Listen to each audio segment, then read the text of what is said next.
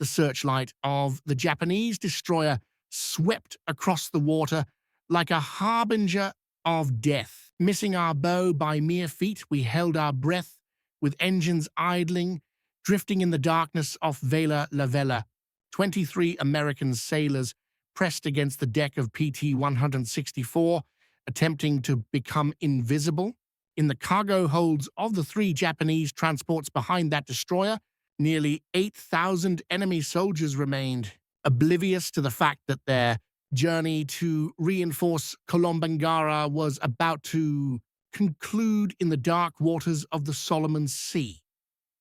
The date was July 19th, 1943, and in precisely 4 minutes, we would unleash chaos from the shadows. My hands clutched the twin .50 caliber mount so tightly that my knuckles ached. Next to me, Ensign Robert Dutch Vanderberg quietly relayed coordinates to our skipper, Lieutenant Commander Arthur M. McPhersonson.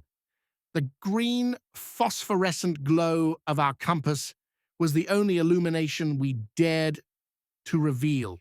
Behind us, concealed in the moon's shadow, cast by the volcanic peaks of Vella Lavella, PT-168 and PT-171, awaited our signal. We were America's covert weapons, and the Japanese Navy was about to learn why darkness was no longer their ally.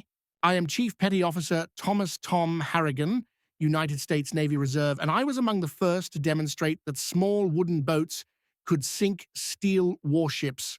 People frequently inquire about my experience as part of the most closely guarded naval secret of 1943. The reality is, we were too preoccupied with survival to contemplate making history. We only understood that if we failed tonight, those 8,000 Japanese soldiers would reach Kolombangara, where they would massacre American boys attempting to seize that strategic airfield. Every torpedo we carried symbolized hundreds of American lives that could be spared. Every enemy transport we sent to the depths meant parents back home who would not receive that dreaded telegram from the War Department. To comprehend how 3 boats smaller than most private yachts could confront the Imperial Japanese Navy at the peak of its power, one must grasp the challenges we faced in the summer of 1943. The Japanese had transformed night combat into a sophisticated art. Following their triumph at Savo Island the previous August, where they successfully sank 4 Allied cruisers without losing a single ship, they dominated the darkness in the Solomon Islands. Their sailors underwent years of training in nocturnal warfare, mastering the ability to engage in combat without radar, relying solely on sharp eyesight and well-practiced coordination. They referred to their nighttime supply missions as the Tokyo Express, while we dubbed them the Rat Run. Regardless of the name, they transported troops and supplies with remarkable ease once night fell. The American Navy possessed larger ships, superior radar, and greater firepower. However, we were losing the battle for the night. Our admirals, educated in the conventional battle tactics of Jutland and Manila Bay, struggled to adapt swiftly to this novel form of warfare. Our cruisers and destroyers, designed for fleet engagements in open waters, became easy targets in the restricted confines of the Solomons. We required a different approach, one that the Japanese would not anticipate. This innovative solution was being developed in secret boatyards from New Orleans to New York, destined to transform naval warfare permanently. The PT boat, or patrol torpedo boat, emerged from a combination of desperation and American creativity. Measuring 80 feet in length and 20 feet in width, they were built from laminated mahogany plywood rather than steel, equipped with 3 modified Packard V-12 engines based on the Liberty aircraft engine. They could reach speeds exceeding 45 knots, outpacing any torpedo or conventional warship. We were armed with 4 21-inch torpedo tubes loaded with Mark 13 torpedoes, a 20mm mortar Harrigan cannon, .50 caliber machine guns, and sufficient ammunition to unleash chaos for approximately 15 minutes of continuous combat. After that, we better be on our way home or facing the depths. I first encountered a PT boat in February 1943 at the Motor Torpedo Boat Squadron's training facility in Melville, Rhode Island. I was a destroyer sailor, recently returned from convoy duty in the North Atlantic when the Navy sought volunteers for perilous assignments with experimental vessels. The recruiter refrained from disclosing the nature of these vessels, merely indicating that the anticipated casualty rate would exceed 50%. From a pool of 200 volunteers, 40 were chosen.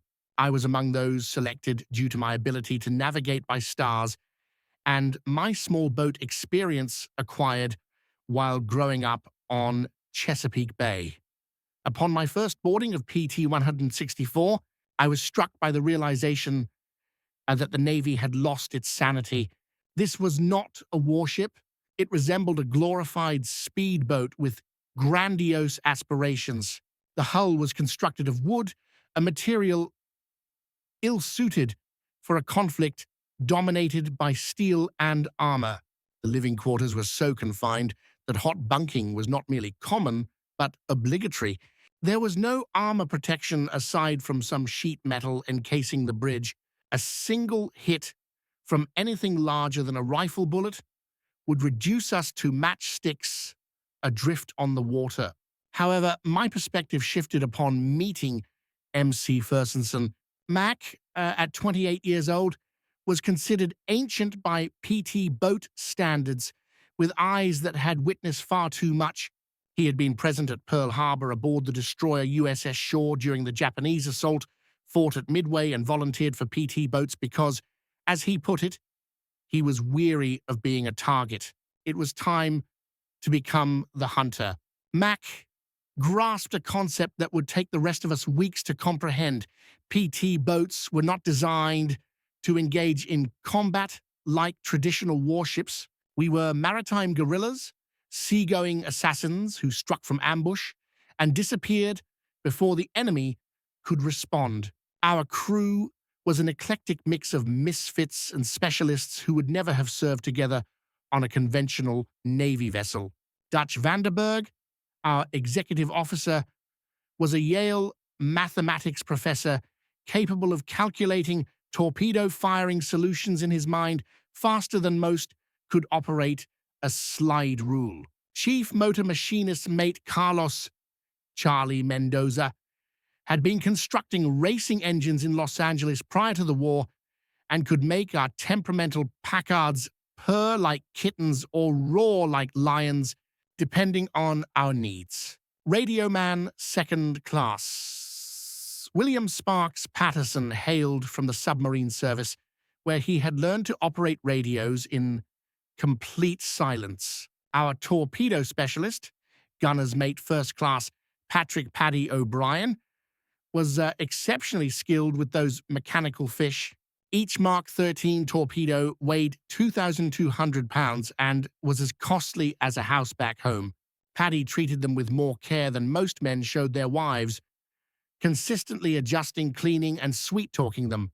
These magnificent devices, he would say, while polishing the bronze propellers, are the sole reason the Japanese will regard us with seriousness. One shot, one kill, or we risk becoming merely expensive target practice.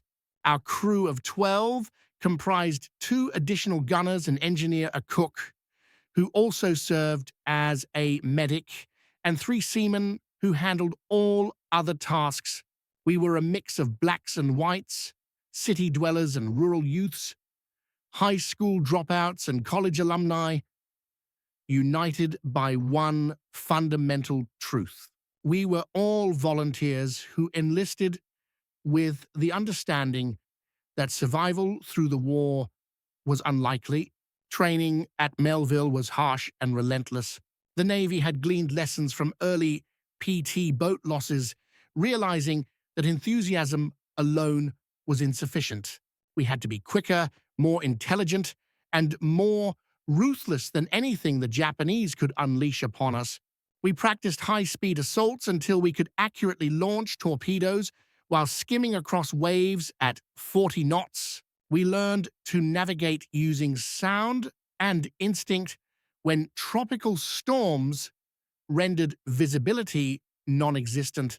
Most crucially, we learned to adopt a pirate's mindset rather than that of traditional sailors. Commander James Wild Jim Patterson, who oversaw the training program, had endured the Philippines campaign and escaped Corregidor on one of the last PT boats to leave. His training philosophy was straightforward. The Japanese anticipate fair combat. Do not comply. They expect adherence to naval customs. Do not comply.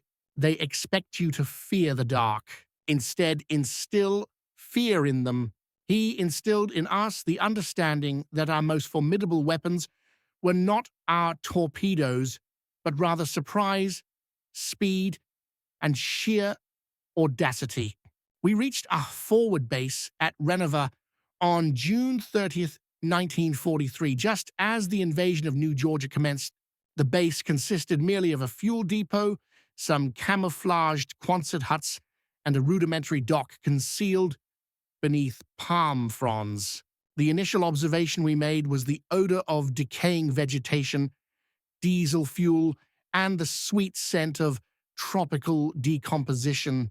The next thing that caught our attention was the sound of artillery fire emanating from New Georgia, where Marines were sacrificing their lives to capture the Munda airfield. Motor torpedo boat Squadron 9, our unit was comprised of 12 PT boats assigned the task of interdicting Japanese reinforcement efforts in the Central Solomons. Our mission appeared straightforward. We were to patrol the waters between the significant Japanese bases and sink any vessels displaying the rising sun. However, the reality proved to be much more intricate.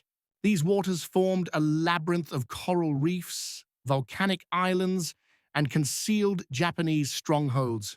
The enemy possessed seaplanes for reconnaissance, coast watchers stationed on every major island, and destroyer squadrons specifically trained to hunt PT boats. Our inaugural patrol on July 5th ended in disaster. 3 boats, including ours, endeavored to intercept a Japanese convoy near Visu. We were detected by an enemy float plane before we could assume an attack position. Suddenly, 4 destroyers were advancing towards us, with searchlights blazing and guns firing. We scattered like rabbits, racing through a gauntlet of shell splashes. PT-158 suffered a direct hit from a 5-inch shell and was obliterated. 12 men were lost in an instant, blown to pieces along with their boat. We spent 4 hours navigating through reefs and islands before finally managing to escape. No torpedoes were fired, no enemy ships were damaged, and we had lost a boat and its crew. That night, gathered in our base at Renova, Mac convened us. "We learned something crucial today," he stated quietly. "We cannot engage them as destroyers engage one another. We are not designed for gun duels. We must strike from ambush or not strike at all." It was a harsh lesson, paid for in blood, but it would influence every subsequent mission. Over the following 2 weeks, we devised new tactics through trial and error. We learned to utilize the island's radar shadows to conceal our approach. We discovered that shutting down 2 engines and operating on one significantly reduced our noise signature. Most importantly, we discovered a method to synchronize attacks among several boats using straightforward light signals that the Japanese were unable to intercept. The intelligence network that supported us was extraordinary. Australian coast watchers concealed in the hills of Japanese-occupied islands would communicate enemy ship movements via radio. Native Solomon Islanders, risking execution if apprehended, would paddle their canoes to meet us with vital information regarding Japanese positions. Occasionally, we would receive decrypted intelligence from Pearl Harbor, providing us with precise convoy schedules, but most of the time we relied on instinct and experience. As of July 1943, the PT boats were still classified as secret weapons. Official Navy communications never referred to us by name, instead designating us as small craft or mosquito boats. The Japanese were aware that something was targeting their convoys, yet their initial reports characterized us as submarines or mines. They found it hard to believe that the Americans would deploy wooden speedboats against steel warships. This ignorance became our greatest advantage. On the night of July 18th, Coast Watcher reports indicated that a significant Japanese reinforcement convoy would traverse Blackett Strait en route to VA on Kolombangara. This was the target we had been anticipating. Numerous transports with minimal escort were compelled to navigate through narrow waters where their numerical superiority would be of little benefit. Mac volunteered our boat to spearhead the attack alongside PT-168, commanded by Lieutenant Henry Hank Bramwell, and PT-171 under Lieutenant Junior Grade Joseph Joey Antonelli. The briefing that evening was charged with tension. Intelligence assessed that 3 large transports were escorted by 1 or 2 destroyers carrying elements of the Japanese 13th Regiment, elite troops who had previously fought in China and the Philippines. These were not construction battalions or supply troops. They were frontline soldiers who would make life extremely difficult for our Marines on New Georgia. Commander William Bill Specht, our squadron leader, made it abundantly clear. Gentlemen, this convoy must not reach VA. I do not care if you have to ram those transports. They descend to the depths tonight. As the sun dipped below the horizon on July 19th, casting a blood-red hue across the sky over the Solomons, we finalized our preparations. Patty O'Brien meticulously reviewed his torpedo checklist for the 5th time, adjusting the Mark 13s to a depth of 10 feet and setting the speed to 28 knots, which were optimal configurations for targeting a fully loaded transport. Charlie Mendoza ensured our engines were perfectly tuned, with mufflers fitted to minimize noise. Dutch Vanderberg meticulously plotted and replotted our attack trajectory, taking into account the currents, wind conditions, and the moon's position. I conducted a final inspection of my machine guns, confirming that the ammunition belts were feeding smoothly. We loaded exclusively armor-piercing and incendiary rounds, as standard ball ammunition would be ineffective against steel vessels.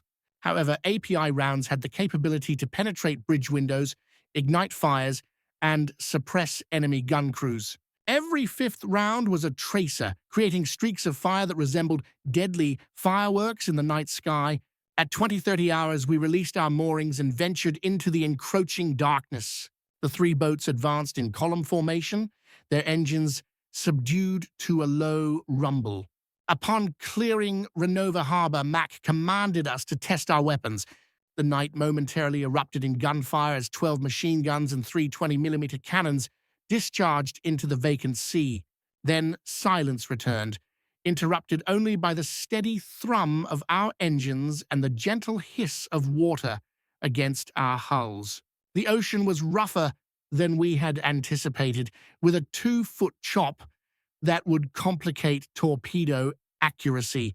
However, this also meant our wakes would be less visible and the wave action would help mask our engine noise. Every advantage was crucial when you were 80 feet of plywood, confronting 400 feet of steel. By 2300 hours, we arrived at our ambush position off the northern coast of Vella Lavella. Mac reduced the engines to idle and we floated in the darkness, biding our time. The only sounds were the water lapping against our hull and the distant rumble of artillery from New Georgia. Then, at 23:47 hours, Sparks Patterson intercepted a transmission from Coast Watcher reporting 3 large ships, 2 escorts bearing 280. Speed was recorded at 18 knots with a range of 15 miles from our position. The pursuit had commenced. Max activated two engines, maintaining a low throttle as we advanced to intercept. The calculations were straightforward yet vital. The enemy convoy was traveling at 18 knots on a consistent course. We had the capability to reach 35 knots without generating excessive wake.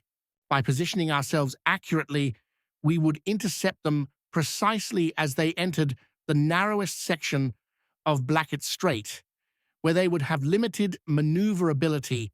At 18 hours on July 20th, Dutch identified them through his binoculars, dark silhouettes against the starry sky, exactly where they were expected to be.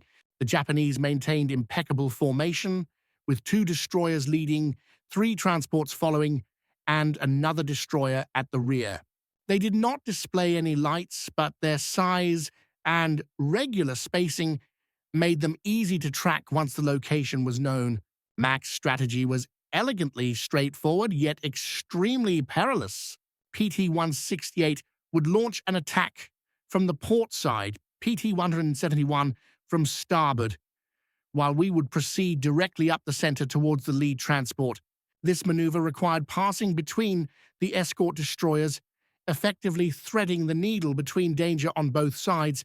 However, if successful, it would create maximum confusion and provide clear shots at all three transports. All ahead slow, Mac instructed. We advanced at 5 knots, barely moving, allowing the convoy to approach us. At 2,000 yards, the sound of their engines reached us, the deep thrum of massive diesel engines propelling thousands of tons through the water.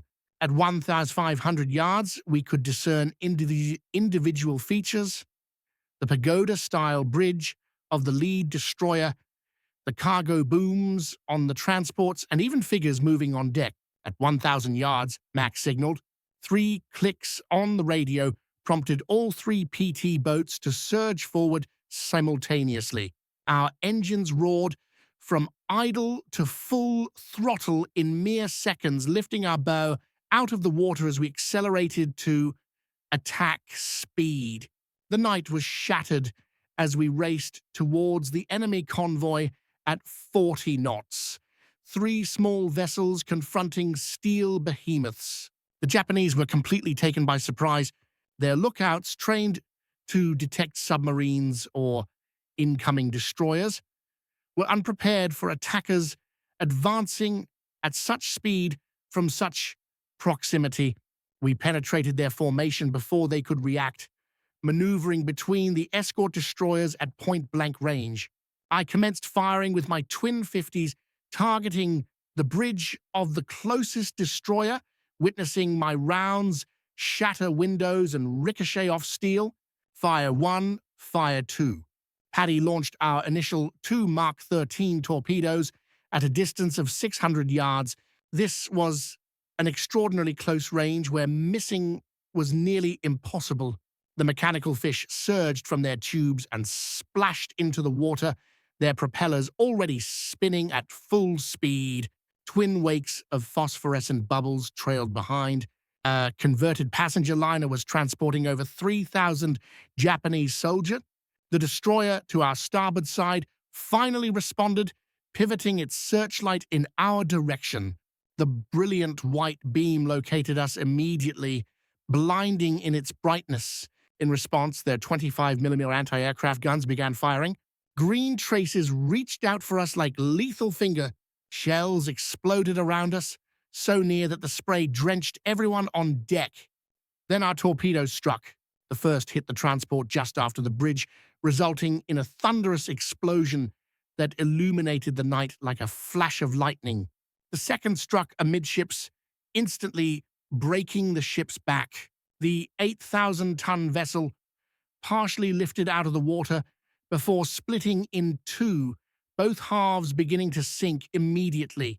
Through the glare of the searchlight and the gunfire, we could see hundreds of Japanese soldiers plunging into the water, their screams audible even above the roar of our engines.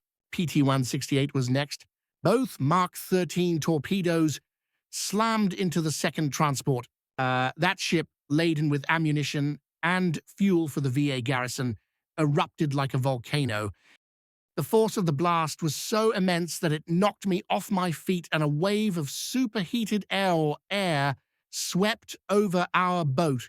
Flaming debris fell around us, igniting small fires on our wooden deck that we desperately tried to extinguish. The Japanese destroyers were now responding, but they were confronted with an insurmountable challenge. We were positioned too closely for their primary artillery to lower sufficiently to strike us, and we were intermingled with their own transport vessels, which made it perilous for them to engage in firing. Their response was to attempt to ram us, leveraging their greater size to simply run us down.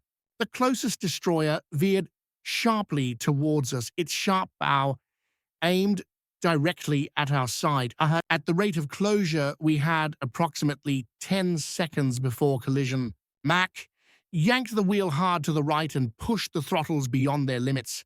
Our engines howled in protest, yet we turned like a ballet dancer, narrowly avoiding the destroyer's bow by less than 10 feet.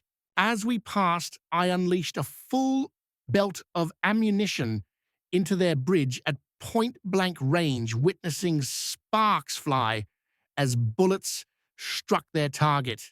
PT-171 was not as fortunate. Joey Antonelli had lined up perfect shots on the third transport, but a Japanese destroyer illuminated them with searchlights before they could fire. The enemy's 25mm cannons found their target, creating a line of holes across PT-171's bow. One shell struck a torpedo, but miraculously it did not detonate. The warhead required arming by spinning in water before it would explode. Nevertheless, Joey had to abandon his attack run and retreat, trailing smoke and taking on water. We circled back for another attempt, but the element of surprise had vanished. Every searchlight in the Japanese convoy was now scanning the water, and guns of every caliber were firing in all directions. The water surrounding us was disrupted by numerous shell splashes resembling a rainstorm. To make matters worse, the Japanese had finally activated their 5-inch guns, which could obliterate us with a single hit. "Launch the remaining torpedoes and get us out of here," Max shouted over the cacophony. Patty launched our last 2 Mark 13 torpedoes at the remaining transport, but the ship's captain noticed them approaching and skillfully maneuvered to avoid them, turning parallel so that both torpedoes passed harmlessly alongside. Then we were fleeing, all 3 engines at full power, weaving between shell splashes as we escaped into the darkness. Behind us, the battle continued to unfold. PT-168, despite sustaining several hits, successfully launched another torpedo at the already sinking second transport.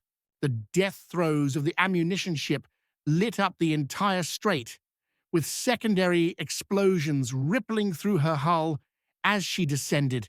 2 of the 3 transports had been destroyed, taking nearly 6,000 Japanese soldiers with them. The third transport and the destroyers remained undamaged but were thoroughly shaken. We regrouped 5 miles south of the engagement area. All 3 boats were battered, yet still afloat. PT-171 was in the most dire condition, with multiple holes at the waterline and 1 engine out of commission. We came alongside and assisted in transferring wounded crew members, while our carpenters' mates worked frantically to seal the holes, using everything from mattresses to life jackets. PT-168 had lost her radio antenna and suffered shrapnel damage throughout her superstructure, yet she remained combat-capable. Our boat had somehow emerged with minimal damage. There were some shrapnel holes, a burned-out gun barrel from overheating, and scorch marks from near misses. However, we were alive and we had accomplished our mission. 2 transports were definitely sunk. Thousands of enemy soldiers were killed, and the Japanese reinforcement schedule was disrupted. The surviving transport, instead of continuing to Var, reversed course and headed back to Rabaul. The return journey to base was tense. Japanese float planes were airborne at first light, searching for us. We concealed ourselves in the shadows of small islands, camouflaged with palm fronds, engines off, barely breathing, as enemy aircraft droned overhead. It took us 14 hours to cover what should have been a 3-hour journey, but we all made it back to Renova. The debriefing was thorough. Intelligence officers sought every detail: Japanese tactics, weapon effectiveness, enemy response times. What we relayed would be disseminated to every PT squadron in the Pacific. The lessons learned from our engagement would save American lives and sink enemy ships throughout the remaining years of the war. However, the immediate impact was even more profound. Radio intercepts disclosed Japanese communications that detailed the emergence of new American secret weapons and high-speed torpedo boats seemingly appearing out of nowhere. For the first time, the Imperial Navy experienced fear of the dark. They could no longer operate freely at night and could not ensure safe passage, even for their most heavily protected convoys. Every shadow could conceal a PT boat. Every sound could indicate the approach of American engines. In the weeks that followed, the Japanese altered their entire resupply strategy. Convoys became larger but less frequent. The number of destroyer escorts doubled, then tripled. They began employing searchlight-equipped float planes for nighttime reconnaissance. All these modifications resulted in fewer supplies and reinforcements reaching their island garrisons, thereby providing our ground forces with significant advantages. The psychological effect was possibly even more profound than the tactical achievements. Japanese soldiers awaiting reinforcements that never arrived began to lose hope. Enemy commanders, unable to ensure the delivery of supplies, were compelled to cancel offensive operation. The illusion of Japanese invincibility at night, shattered by wooden boats manned by American teenagers and reservists, began to disintegrate across the Pacific. The success of our squadron prompted a swift expansion of the PT boat program. New bases were established throughout the Solomons and New Guinea. Enhanced boats featuring improved engines, radar, and armor protection were hastily put into production. The tactics we developed through experimentation became official doctrine taught at training facilities from Rhode Island to California. The price of this success was measured in the loss of friends who did not return home. 2 weeks after our successful assault, PT-1666 struck a mine while returning from patrol, resulting in the loss of all hands. PT-162 was ambushed by Japanese destroyers in daylight when engine failure left her immobilized. They reduced her to ruins. Only 3 survivors were rescued from the water. Joey Antonelli, the skipper of PT-171, was killed by a sniper while his boat was refueling at a forward base. By October 1943, when I was reassigned to the States for new construction training, our squadron had suffered the loss of 7 boats and 73 men. However, we had successfully sunk or damaged over 40 Japanese vessels ranging from destroyers to barges, and had killed thousands of enemy soldiers who never reached their intended destinations. The exchange rate was harsh, but essential. Every PT boat we lost could be replaced, but the Japanese ships and their experienced crews could not. I returned to the Pacific in March 1944 as the executive officer of PT-321, operating in the Philippines. The boats had improved features including radar, armor plating around the cockpit, and more reliable torpedoes. Yet the fundamental principles remained unchanged: speed, surprise, and audacity. We continued to demonstrate that American innovation could counter any enemy advantage. The Japanese never fully adapted to the threat posed by PT boats. They attempted various strategies, including specialized hunter-killer groups, radar-equipped destroyers, and even suicide boats designed to ram us. Nevertheless, they could not be omnipresent, could not safeguard every convoy, and could not restore safety to the night. The secret weapon they discovered too late had irrevocably altered the balance of power in the Pacific. MC McPherson survived the war. Earning a Navy Cross and 2 Silver Stars, he remained in the Navy, eventually commanding a destroyer squadron in Korea. We maintained contact until his passing in 1987. At his funeral, his son recounted that Mac often remarked that the PT boats were where he truly learned the meaning of real courage, not the absence of fear, but the ability to act despite terror. Dutch Vandenberg returned to Yale after the war, but never forgot the navigation lessons he learned in the Solomons. He became one of America's foremost oceanographers, utilizing the skills he developed while evading Japanese destroyers to map ocean currents and underwater mountains. He once shared with me that after maneuvering between enemy warships at 40 knots in the dark, everything else seemed effortless. Charlie Mendoza returned to building racing engines in Los Angeles, applying the techniques he learned while keeping PT boat engines operational to enhance car performance. His garage gained a legendary status among hot rodders, marked by a sign that proclaimed "Speed Shop." We made PT boats soar. He would inform customers that if he could make 4,500 horsepower propel 50 tons at 45 knots, he could accelerate anything. Patty O'Brien remained in the Navy, rising to become one of the service's foremost torpedo experts. He authored the manual on Mark 13 torpedo maintenance, which remained in use until the 1970s. However, he never forgot the torpedoes we launched that night off Vella Lavella. Those were my fish that sank those transports. He would proudly declare, 2 shots, 2 hits, 6,000 Japanese who never reached American shores. The PT boat narrative is frequently eclipsed by the larger battles of World War II, such as Midway, Guadalcanal, and Leyte Gulf. Yet, for those of us who served on these small wooden vessels, we recognized that we were part of something groundbreaking. We demonstrated that technology and bravery could surpass tradition and size. We illustrated that American sailors, many of whom had never encountered the ocean prior to Pearl Harbor, could outmaneuver the finest navy in the world at their own game. The true key to our success was not merely the boats themselves, despite their engineering marvels. It was not solely our torpedoes, although they were devastating when operational. The genuine secret lay in the American spirit of innovation, the readiness to attempt something entirely different when conventional approaches faltered.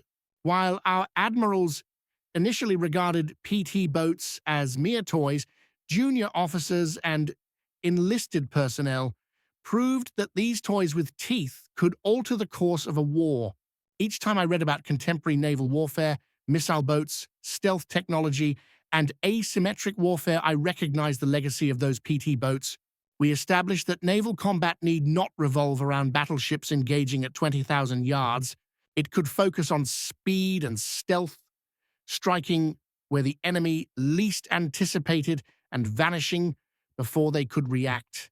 Every fast attack craft in today's Navy carries the DNA of those plywood speedboats that instilled fear in the Japanese Navy.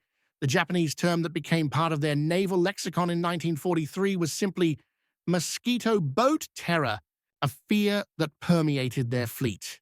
Post-war discussions with Japanese naval officers disclosed that PT boats caused disturbances far exceeding our actual numbers. They had to operate under the assumption that we were omnipresent. They had to strategize for assaults that might never materialize. They had to squander resources, defending against threats that could merely be illusions. Admiral Tanaka Riso, who oversaw numerous Tokyo Express missions, wrote in the aftermath of the war, "The American PT boats were our most formidable nightmare. Submarines could be hunted with depth charges. Aircraft could be anticipated. However, these devil boats emerged from nowhere, struck with the speed of cobras and disappeared into the night. They instilled a fear of our own domain, the darkness we had once commanded. That fear, that uncertainty we instigated, was more valuable than any number of ships sunk. It signified the pivotal moment when the Imperial Japanese Navy, which had held sway over the Pacific since Pearl Harbor, began to question its own capabilities. When sailors who had dedicated their lives to mastering night combat began to fear shadows, the psychological warfare was already won.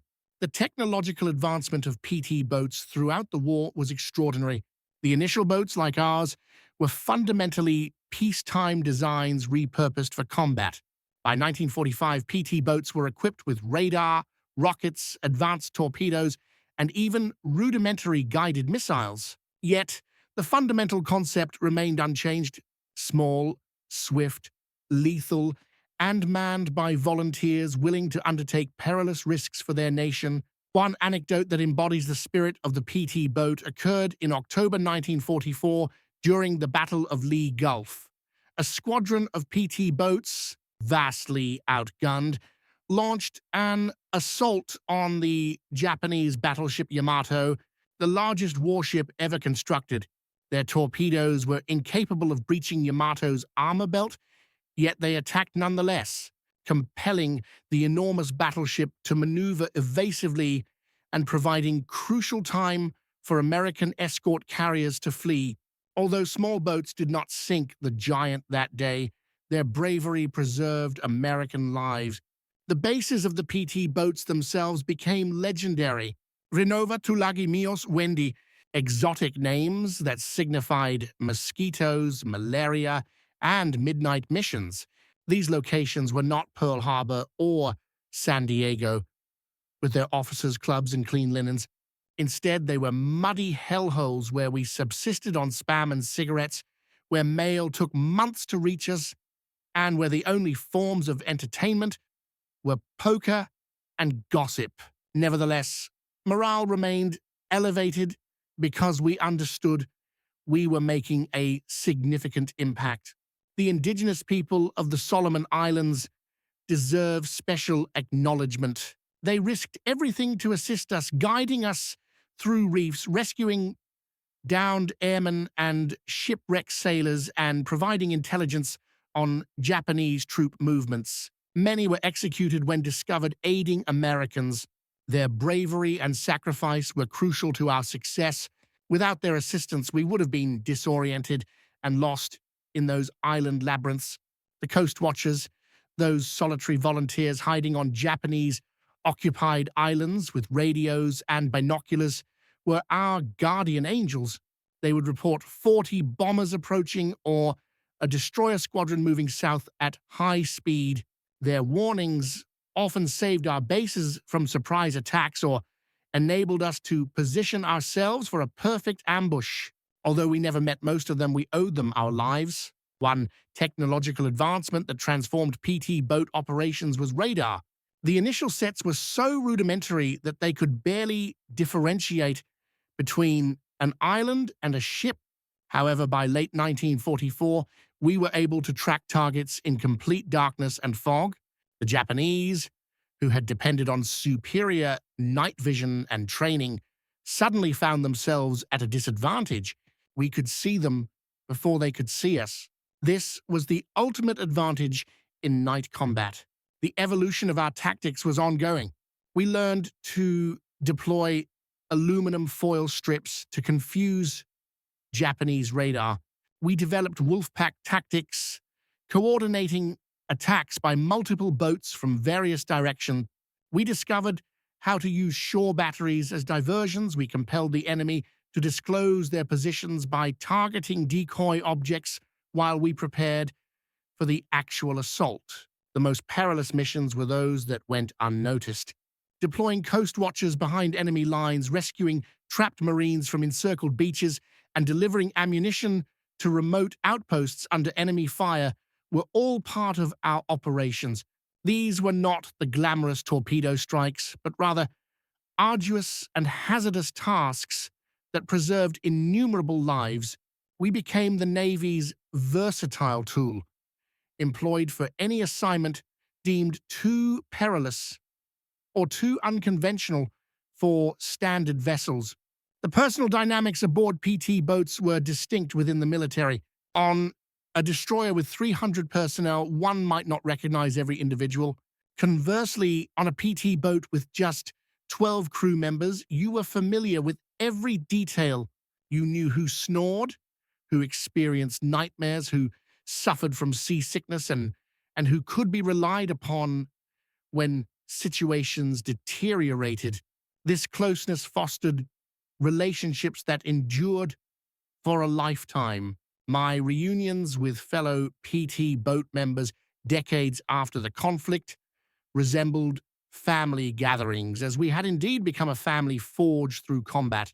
The cuisine on PT boats warrants its own discussion, or perhaps a grievance. Our diet consisted of rations, spam, powdered eggs, and whatever we could barter from larger vessels. Fresh water was a valuable resource, strictly rationed for drinking purposes only.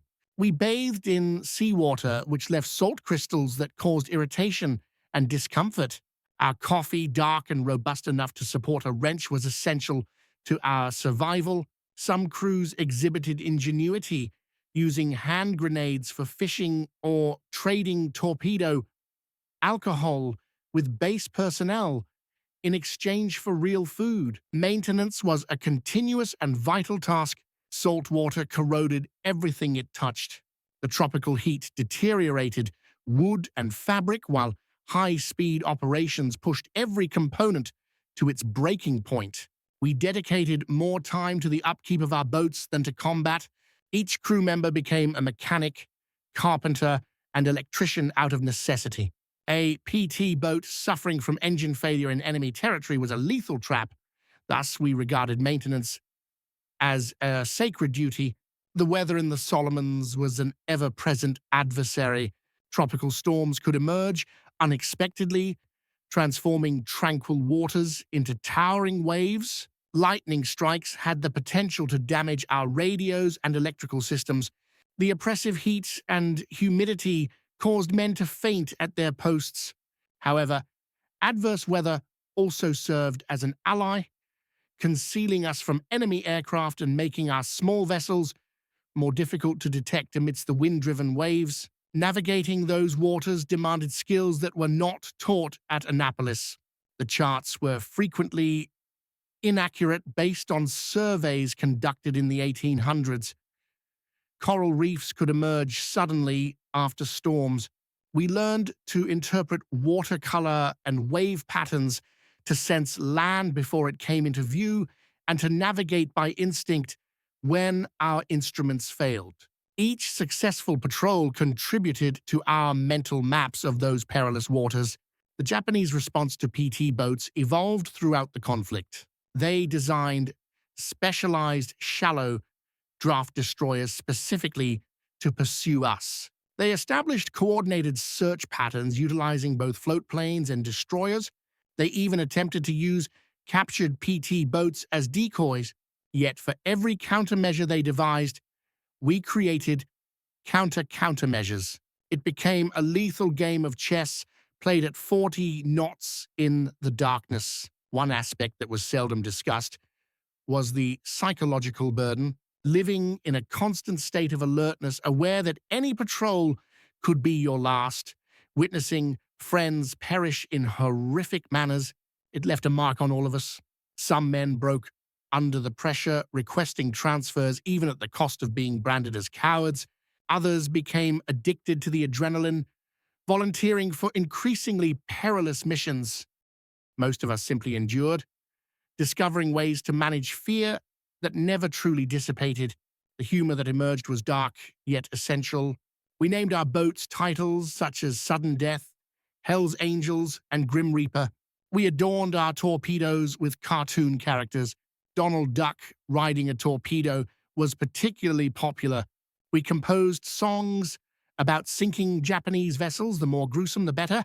It served as psychological armor, a means to make the unbearable more tolerable. The influence of PT boats reached beyond the Pacific. When the Normandy invasion was being planned, PT boats were included to safeguard the fleet from German vessels. The insights gained from the Solomons were utilized in the Mediterranean, the English Channel, and even the rivers of Europe. The American PT boat doctrine had a significant impact on naval strategies globally, inspiring similar initiatives in numerous navies. Reflecting on this now, decades later, I am astonished that we made it through. We were primarily young individuals handling lethal equipment in a conflict that claimed millions of lives. We committed errors that could have cost us our lives. We took risks that, in hindsight, make me uneasy. However, we also achieved something extraordinary. We transformed an unproven idea into a weapon that won wars. We demonstrated that American ingenuity and bravery could surmount any challenge. The legacy of PT boats continues in the modern Navy. Every fast attack craft, every special operations vessel, and every ship designed for rapid strikes and stealth carries the essence of those original mosquito boats. The sailors operating them may not be aware of the nights spent off Vella Lavella or the fear we instilled in Japanese convoys, but there are spiritual successors who uphold the tradition of speed, surprise, and boldness. When individuals inquire if I take pride in my service, I recount the events of July 20th, 1943. 3 small wooden boats launched an assault on a significant enemy convoy, sending thousands of Japanese soldiers to their demise. We emerged from the shadows, just as our title implies, and vanished before the enemy could react. We were America's clandestine weapon, and we altered the trajectory of the Pacific War. The Japanese were taken aback not only by our boats, but also by what they symbolized: America's readiness to innovate, to embrace risks, and to defy conventional wisdom. They had scrutinized our Navy for years, familiar with our battleships and carriers, our customs and strategies, yet they never anticipated that we would deploy wooden speedboats armed with torpedoes to confront their steel warships. This lapse in imagination proved to be a costly error for them. Ultimately, the narrative of PT boats is a distinctly American tale. We adapted a British concept, powered it with compact engines designed for aircraft, equipped with torpedoes initially intended for destroyers, and manned by civilians who had never encountered the ocean prior to Pearl Harbor. It was not expected to succeed, yet it did, due to our unwavering determination and creativity. The final operational PT boat was decommissioned in 1959, supplanted by more modern, faster, and more capable vessels. However, for those of us who served on them during World War II, they will always be the boats that secured victory in the Pacific.